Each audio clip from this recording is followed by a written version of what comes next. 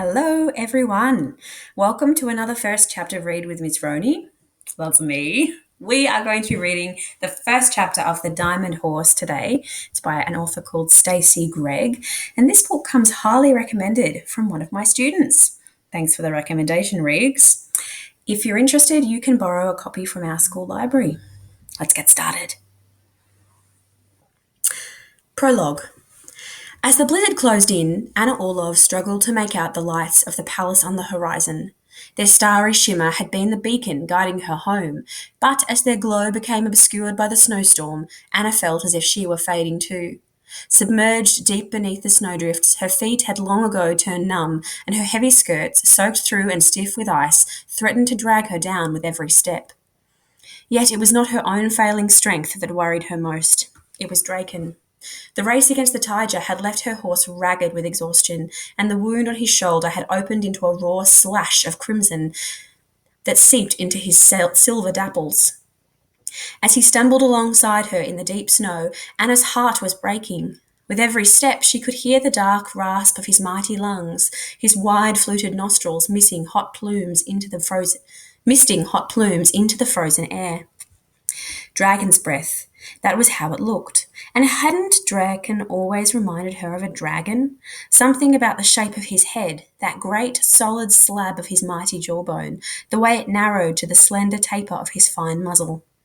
With enormous Asiatic eyes, dark and intense, trimmed with long lashes, his features would have been better suited to a dragon.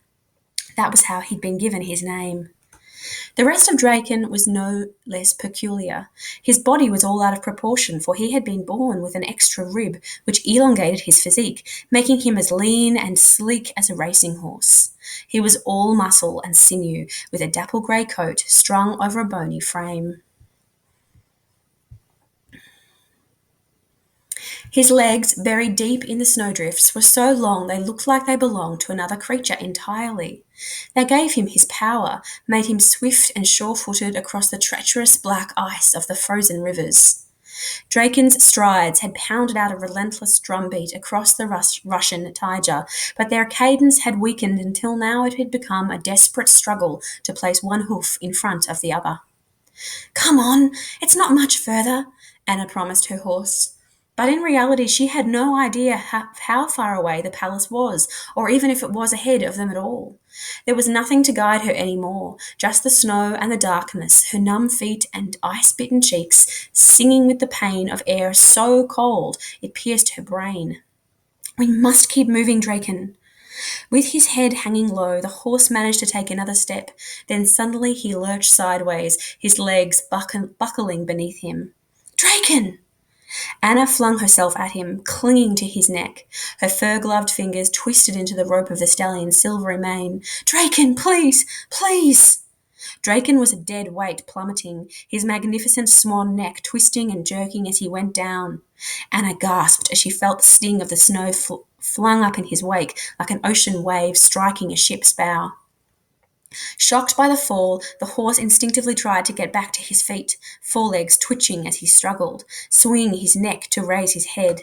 Then, with a pitiful groan, he gave in to exhaustion and collapsed back into the icy drifts. "Neat!" Anna's hands grabbed at him, tearing his mane as she tried to drag him to his feet once more. "Neat, Dragon, get up!" It was no good. How could she possibly lift the horse when she had barely enough strength to hold herself upright? Anna straightened up, panting from the effort of trying to raise Draken, and looked around. The blizzard swirled about her and she couldn't see a thing. She had no idea what direction the palace might be. Even if she could make it home and raise a search party, how would they ever find Draken out here in the snow? Already his silver dapples were barely visible against the drifts, and the white powder kept steadily falling so that soon it would be blanket and disguise him completely. Neat! It was hopeless. Bless me. Anna's gloved hands fumbled to loosen the belt on her thick sable fur coat. She already felt frozen to the bone, but as the fur fell away from her bare shoulders and the last remnants of body heat were stolen, she realized there were greater pains to endure. Beneath the fur she had worn her grey satin gown, corseted so tight at the waist it made her slight 12-year-old physique appear even more fragile and bird-like. Her skin was the palest alabaster, and she looked almost translucent against the snow as she dropped to her knees next to Draken. With trembling hands she draped her coat so that it covered the chest and shoulders of her horse. "It's just like the old days, Draken, riding in the woods," Anna murmured as she arranged the fur and then manoeuvred herself beneath it so she was nestled into the crook of her horse's forelimbs, tucked up against his rib cage. "Remember how we slept underneath the stars, with the rugs laid beneath us, and Vasily tending to the fire pit to heat his urn of spiced honey tea, and Igor whimpering as he dreamt of chasing timber wolves?" She whispered on to her horse and tugged the fur coat up to her chest. As she did this, her gloved fingertips brushed against the chain around her neck. The necklace was still there. After all they had been through, it was a miracle that it had not been lost.